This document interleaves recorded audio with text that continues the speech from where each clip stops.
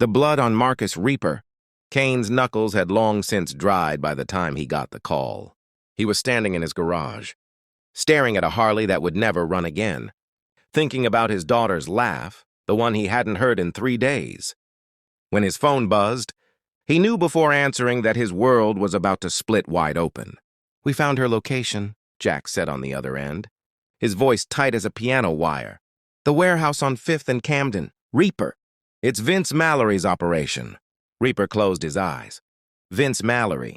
The name alone made seasoned cops look the other way. A drug kingpin who'd turned their town into his personal kingdom, who moved product through neighborhoods like poison through veins, who thought his money made him untouchable. And now he had Emma, sweet, stubborn Emma, who volunteered at the animal shelter every weekend and still called her father "Daddy," when she thought no one was listening. She was 19. She was everything good that had ever come from his rough, scarred life. And Mallory had taken her because Reaper's motorcycle club had dared to push his dealers off the streets where children played. The Iron Wolves Motorcycle Club wasn't perfect. They'd never claimed to be. They were rough men with rougher pasts. Ex-cons, veterans with demons, guys who'd grown up with nothing and trusted even less. But they lived by a code that meant something. Protect the neighborhood, look after their own, and never, ever let poison touch the kids on their streets. When Mallory's dealers had started, working the corners near the elementary school, the Wolves had made their position clear. They'd given warnings. Then they'd given bruises. Then they'd made sure every dealer knew that this territory was closed for business. Mallory had responded by taking the one thing that could bring Reaper to his knees. 30 minutes later, the entire club stood in their meeting room. 23 men, ranging from Jake Demon Rodriguez, barely 25 with fresh tattoos still healing, to old Pete, 68 and still riding despite the doctors telling him to quit. The air smelled like leather, motor oil, and barely contained rage. "We go in tonight," Reaper said, his voice steady despite the chaos screaming in his chest.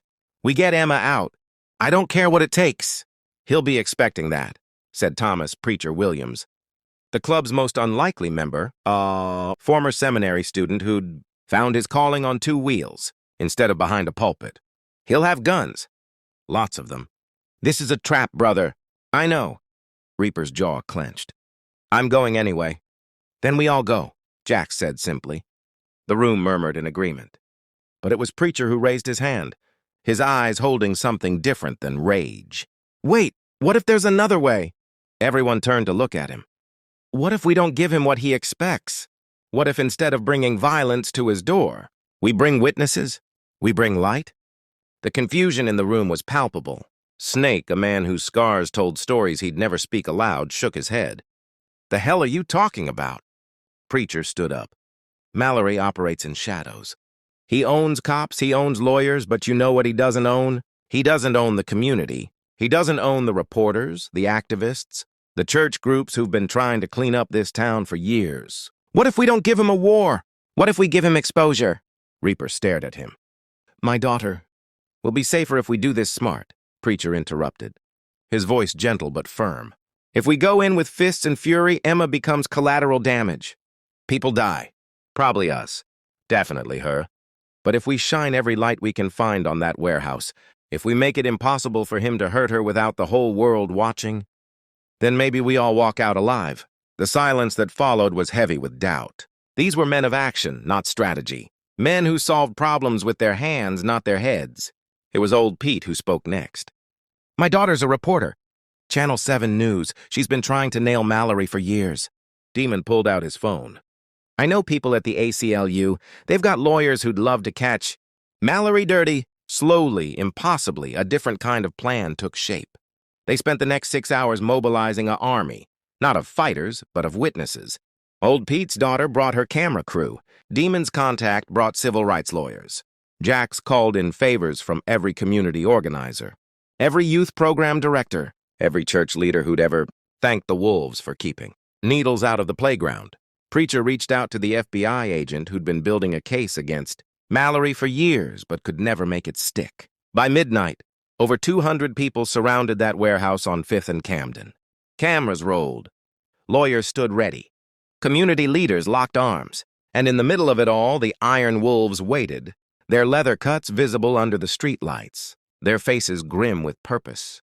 Reaper walked to the warehouse door alone, the crowd behind him silent with anticipation. He knocked.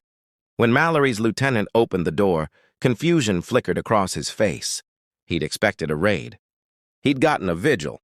"I'm here for my daughter," Reaper said, his voice carrying in the quiet night. "And I brought the whole town to make sure I get her back safe." What happened next would later be described by Old Pete's daughter in an Emmy-nominated news segment as the most tense negotiation she'd ever witnessed.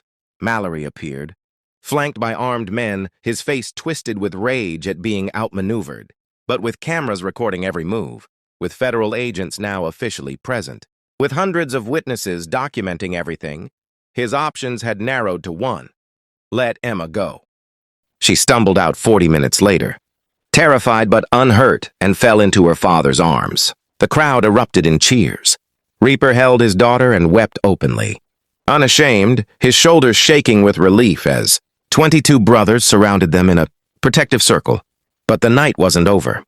As federal agents moved in with warrants they'd been preparing for years, finally having the evidence and support they needed, something unexpected happened. Some of Mallory's younger dealers, kids really, teenagers caught in a life they'd never chosen, began to approach the community leaders. They were tired. They were scared. They wanted out.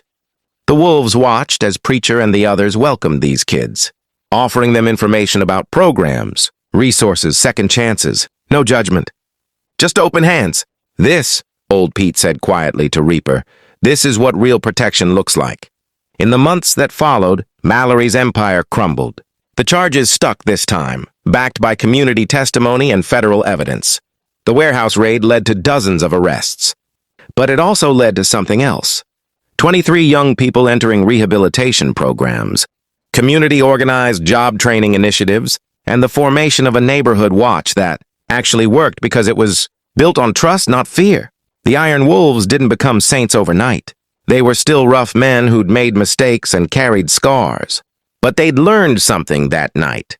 Sometimes the most brutal thing you can do to evil isn't to fight it with fists. It's to drag it into the light and show it the power of a community that refuses to give up on each other. Emma went back to college, eventually becoming a social worker. She never rode motorcycles, but she never forgot the night. 23 bikers chose wisdom over wrath and saved her life by proving that real strength isn't about how hard you can hit. It's about knowing when not to. And Reaper? He still led the Iron Wolves, still protected his neighborhood. But now when kids saw the club ride by, they didn't see monsters. They saw the men who'd proven that even the roughest hands can hold the gentlest hearts, and that sometimes the most powerful response to hatred isn't violence. It's humanity.